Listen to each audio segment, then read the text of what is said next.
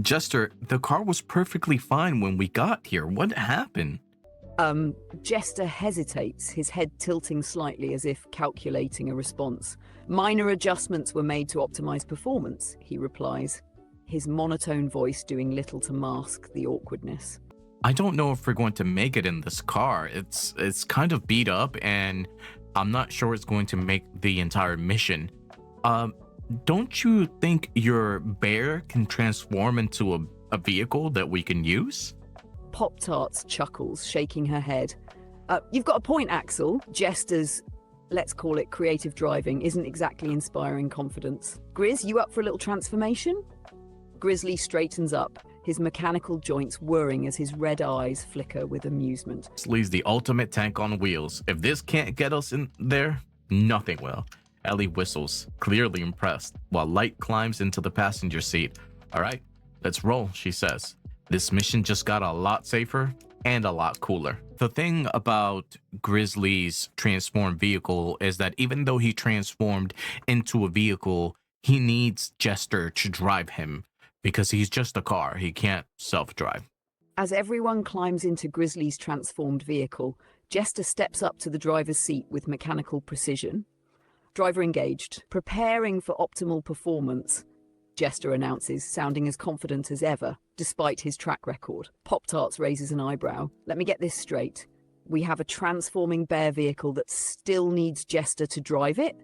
That's both hilarious and concerning. Ellie leans back, smirking. Well, at least if Jester crashes, Grizz here can take the hit. Let's just hope we don't test that theory. The engine roars to life as Jester takes the wheel. The team braces themselves, ready for whatever chaos awaits at the distribution hub. The team barrels down the neon-lit streets in Grizzly's rugged vehicle form, the hum of the city blending with the low growl of the engine. Jester handles the wheel with surprising precision this time, weaving through traffic and avoiding any potential collisions, though the occasional That's swerve character keeps development, everyone Jester. on edge. Character development. Pop-Tarts glances at the map on her portable console. We're closing in on the hub. Once we're there, we'll need to move quickly. Sparhawk, you're up as soon as we're inside. You'll need to get through the ducts and plant these without setting off alarms. Let's go, Sparhawk. Good thing we Sparhawk picked up the chirps otter. confidently, his glowing AI-enhanced eyes flickering as he nods.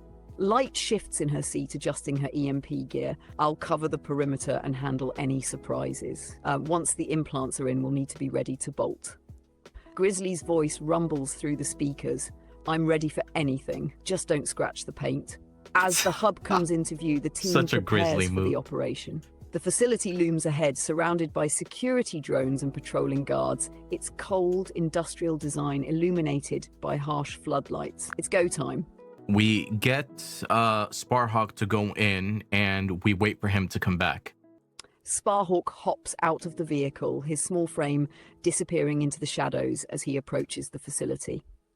The team watches intently as the otter expertly dodges security cameras, slipping into a ventilation duct near the side of the building. His AI implant feeds a live video feed to Ellie's tablet, giving everyone a clear view of his progress. Inside, Sparhawk navigates the tight, dimly lit ducts with ease, his enhanced senses guiding him to the processing area where the watermelons are being prepared. Rows of crates are lined up, each marked with Aaron's emblem. Sparhawk chirps softly, signaling that he's found the target. Ellie's voice crackles softly over the comms.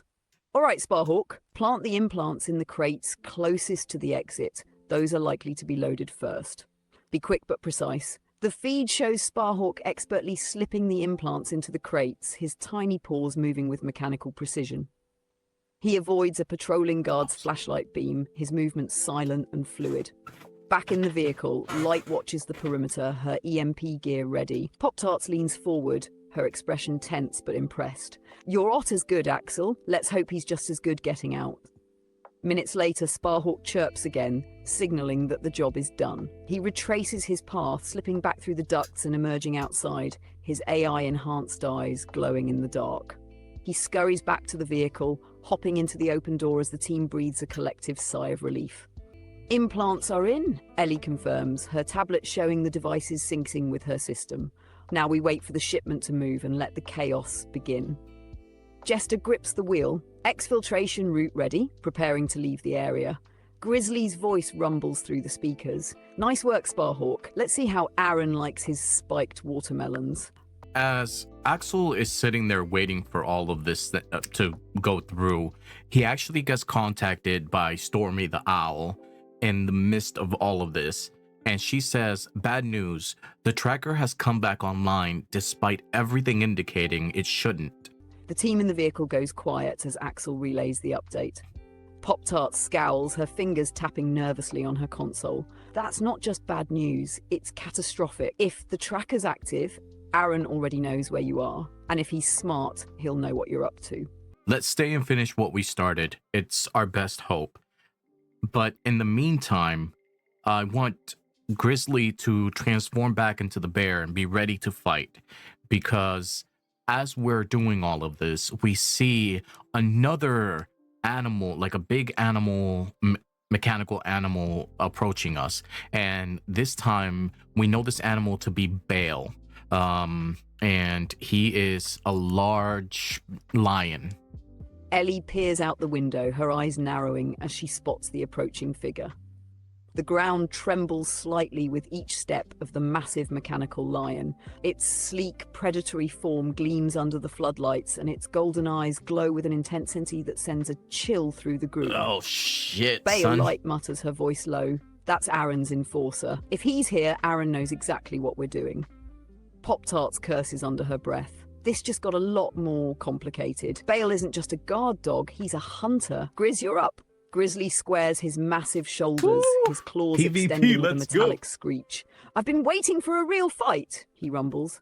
Let's see what this lion's got. The air crackles with tension as Bale closes the distance, his movements smooth and deliberate. The team braces themselves, knowing the confrontation is inevitable. As Bale is approaching, ready to attack, I want Grizzly to stand his ground and to be grounded, ready to take him down. However, Axel will scream out to Light to send an EMP attack towards Bale, just to at least disorient him, to give Grizzly the advantage. As Bale prowls closer, his golden eyes fixed on the group with predatory precision, Grizzly plants his massive feet into the ground, his frame Let's go. radiating strength and readiness. His claws extend further, gleaming under the lights as he lets out a low, guttural growl. Let him come, Grizzly rumbles, his tone steady and unshakable. Ah, shit, Grizz, Axel, ready for the fight. sensing the tension in the air, shouts over the growing noise. Light! Hit him with an EMP now. Let's give Grizzly the EMP. edge.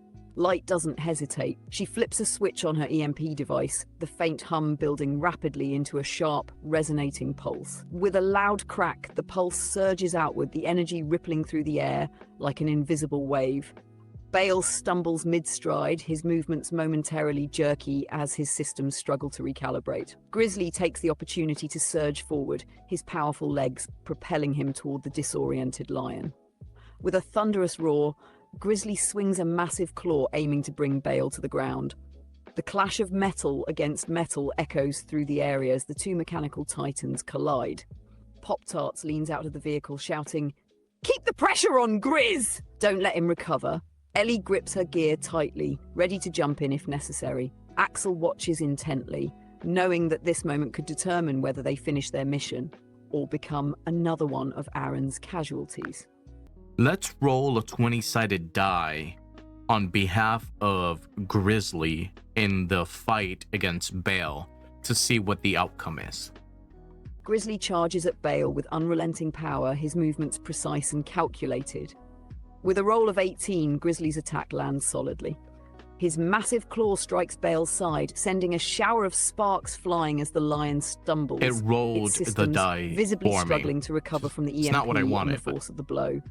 Bale lets out a mechanical growl, attempting to steady himself, but Grizzly is already pressing the advantage, keeping the lion off balance. Pop-Tarts cheers from the sidelines. "That's how it's done, Grizz! Keep him down." The team watches, their confidence bolstered by Grizzly's strong performance. I love but that they she remain called him alert, Grizz. knowing Like Bale it's doing- isn't out of the fight just yet. That's awesome. We continue with the plan. We wait for the otter to come back out, and we wait for Light to do whatever she needs to do with the devices. And then when the lion is taken down, we try to leave as quickly as possible. But now we're actually going straight towards the headquarters for John Aaron. The tension in the air is thick as the team waits for Sparhawk to emerge from the facility. Grizzly, having successfully grounded Bale, keeps a vigilant stance, ready to pounce again if the mechanical lion shows signs of recovery. Light monitors her EMP device, ensuring it remains ready for another pulse if needed, while Ellie scans the area for any additional threats. Moments later, Sparhawk scurries out of the building, his sleek frame darting toward the group. He chirps triumphantly as he hops into the vehicle.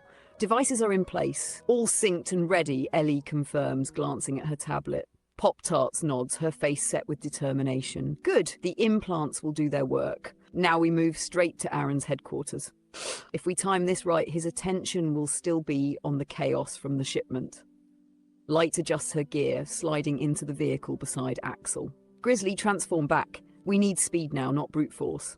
Grizzly's frame shifts once more, folding into his rugged vehicle form. Jester climbs into the driver's seat, his monotone voice steady.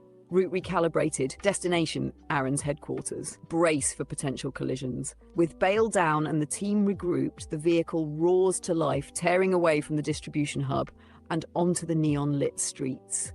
Ahead lies John Aaron's fortress, a stronghold of technology and secrets. The team steels themselves for the final leg of the mission, knowing that every move from here on out will determine their fate.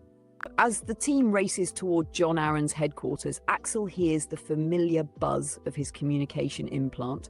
Stormy's voice comes through, panicked and urgent. Axel, come in. The tracker, it's mutating. It's spreading through your systems faster than we expected. You need to hurry. This is bigger than we thought. Axel's heart pounds as he relays the message to the team. Light grips her EMP gear tighter, her jaw set in determination. Then we move faster. Ellie's cybernetic arms twitch as she focuses on the tablet, scanning Axel's vitals. If it's mutating, it might be trying to lock down your body, or worse. We need to get to Aaron and shut this down at the source. As the glowing silhouette of Aaron's headquarters comes into view, the team braces for the final confrontation, each of them knowing the stakes have never been higher. As we arrive at the headquarters, we notice that Grizzly seems to be running low on battery. It seems like he hasn't been charged, therefore his energy is low and he's not as strong and can't transform anymore. Ellie curses under her breath, glancing back at the drained mechanical bear. Great timing, Grizz. Did you forget to top off before the biggest mission of our lives? At least just like done with Pop-Tarts it. frowns, tapping at her console. We'll need to move forward without him at full strength. Grizzly growls faintly. I can still provide support. Just count on me to hold the line this time. The team exchanges determined looks. The towering structure of Aaron's headquarters looms above them, its neon glow casting long shadows. Axel knows they can't turn back now, even with Grizzly running low. The team moves cautiously into the heart of John Aaron's headquarters. The building's sleek, oppressive design is filled with glowing screens and automated security drones that seem to track their every movement. Ellie uses her cybernetic expertise to hack into a nearby console, clearing a path for the group as they ascend toward Aaron's office. Light walks close behind Axel, EMP gear at the ready. This place feels too quiet. Either Aaron's underestimating us, or he's got something big waiting up ahead. Pop-Tart snorts softly. He's not underestimating us, I can tell you that. He knows we're coming. He just doesn't know what we'll do when we get there. As the team reaches the top floor, they find themselves standing in front of a massive set of doors. The faint hum of machinery emanates from behind them, and a sinister glow spills through the cracks. Oh, guys, Ellie how is this glances gonna at wrap Axel. up? This is it. Are you ready to face him, Bubblegum? I'm ready. We walk into the office through the doors and see if we see John Aaron. The doors slide open with a soft hiss, revealing a cavernous office bathed in a cold, sterile light. Massive Audio screens transcription. line the walls, each displaying streams of data and surveillance feeds from across the city. The hum of machinery fills the room, underscored by the faint whir of automated systems. At the center of the room stands John Aaron. His imposing figure is silhouetted against the largest screen, which pulses with the faint glow of his company's logo. He turns slowly, his sharp features illuminated by the artificial light. His eyes, augmented with faintly glowing cybernetics, lock onto Axel and the team. Axel Voss, Aaron says, his voice smooth and unsettlingly calm. You've gone to great lengths to get here, disabling my tracker, infiltrating my shipments, and now standing in my office. I must admit, I'm impressed. He steps forward, his movements deliberate, the faint sound of mechanical servos accompanying him. But tell me, Axel, what do you hope to accomplish? Surely you didn't think you could outsmart me and my systems. I've been watching your every move. Pop-Tarts narrows her eyes, her hand instinctively moving toward a small device on her belt. Light stands ready, gripping her EMP tightly. Ellie glances at Axel, waiting for his lead. Aaron smirks, his gaze fixating on Axel. So tell me, what's the grand plan? Or have you already realized how futile this all is? God damn, guys. God damn. Whew. Axel steps forward slightly to stand out from the rest of the group and looks at John Aaron directly and asks, "Why are you doing this, brother?" A sharp silence falls over the room as Axel's words hang in the air. The team exchanges surprised glances, caught off guard by the revelation. John Aaron's smirk fades, replaced by a cold, calculating expression as his glowing eyes narrow. "Brother," Aaron repeats, his tone dripping with disdain. He steps closer, his augmented gaze boring into Axel. "You still dare to call me that after all this time? After you abandoned me, left me to fend for myself in a world that only respects power and control." Aaron gestures toward the screens, his voice rising with intensity. "Look around you, Axel. Everything I've built, this empire, this network, it's all because I learned the one truth you never understood. If you don't control the system will control you." He pauses, his expression hardening. "And you, with your perfect voice, your charm, always taking the easy way out. You were given everything, while I had to fight for scraps. That's why I'm doing this, Axel. To take what should have been mine, and if that means using your voice to perfect my creation, so be it." Aaron's voice lowers to a chilling calm. "But I'll give you one last chance. Join me, and together we can reshape this city. Resist, and I'll take what I need, one way or another." Holy shit, let's just stop there for a second. I was not expecting that. I was not expecting there to be so much depth there with the whole brother thing. That was interesting. "You're still mad about the redhead, brother. It's not my fault she wanted me and not you. I can't do anything about that." John Aaron's face twists into a sneer, his composed demeanor cracking for the first time. "The redhead?" He spits, his voice laced with bitterness. "You think this is about her? About some petty, fleeting infatuation?" He steps closer, the glow of his cybernetic eyes intensifying. "It's not about her, Axel. It's about everything she represents. You've always had it easy, effortlessly charming, always the center of attention, always winning. And me? I was always in the background, always second best." Aaron's fists clench, the faint hum of his cybernetic enhancements growing louder. "You've coasted through life, taking what you want, while I had to claw my way up from nothing. She was just the final insult, the proof that no matter what I do, you'll always overshadow me." He straightens, his voice icy once again. "But not anymore. When this is over, your voice, your charm, your influence, it'll all be mine. And for once, Axel, you'll be the one in the shadows." The room seems to pulse with tension, the team behind Axel bracing for what comes next. "Bubblegum, this guy's got issues, and I'm guessing he's not open to therapy. What's the play here?" Guys, this is intense. This is a lot more intense than I thought it would be. They arm wrestle like they did as children. Then you roll to see who wins. Okay. All right. John, I have one way that we can solve this, and we don't have to include everyone else. Make sure that they're safe. This is between you and I. Let's go back to when we were younger and we used to arm wrestle. Let's solve it that way. We'll arm wrestle no matter what cybernetic enhancements you have or cybernetic enhancements I have. We'll arm wrestle. If you win, you can have my voice. If I win, you just let me be." John Aaron freezes, clearly caught off guard by Axel's proposal. His cold, calculating expression flickers with something resembling amusement. and then a smirk creeps across his face. Arm wrestling, Axel? Really? He asks, his tone dripping with skepticism. You think you can solve this with the same childish games we played back then? You've always relied on charm and wit to talk your way out of things, but fine. If this is how you want to settle it, I'll humor you. He steps forward, pulling a sleek metal chair out from behind his massive desk. With a casual motion, he places his augmented arm on the desk, the whir of servos and faint glow of internal circuits making it clear that his cybernetics are powerful. But don't think for a second I'm going to take it easy on you. If I win, Axel, I won't just take your voice. I'll make sure everyone here knows what it means to cross me. Pop-Tarts leans in close to Axel, her voice low and urgent. He's got enough enhancements to crush a steel beam. Ellie steps forward, whispering, "We could rig something. Maybe use Light's EMP to level the playing field, just in case." Aaron smirks, tapping his fingers on the desk. No tricks, no interference. Just you and me, brother. Let's see if you've got what it takes. Or if you've been bluffing all along. I'm gonna roll a die. The AC is gonna be 12. He has more cybernetic enhancements than I do. Therefore, I need to beat 12.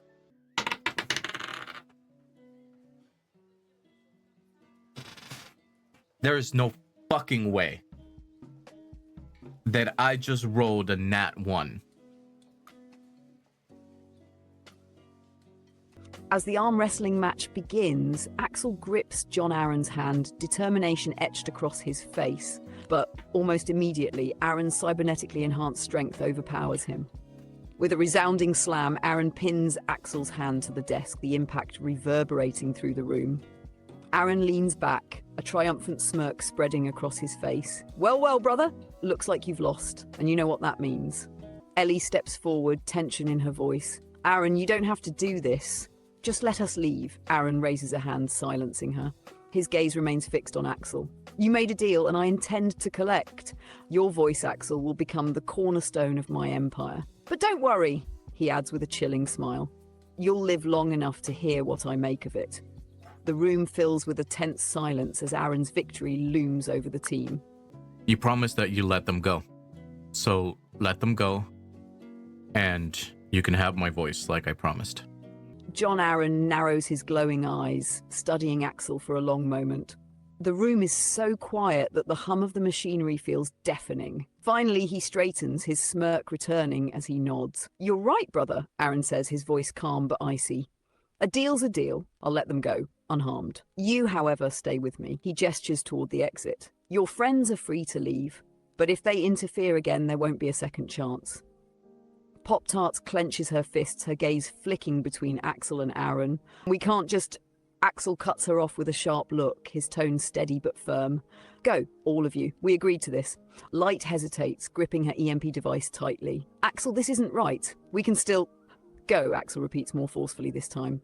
The team exchanges reluctant glances, knowing they have no choice but to honor Axel's decision.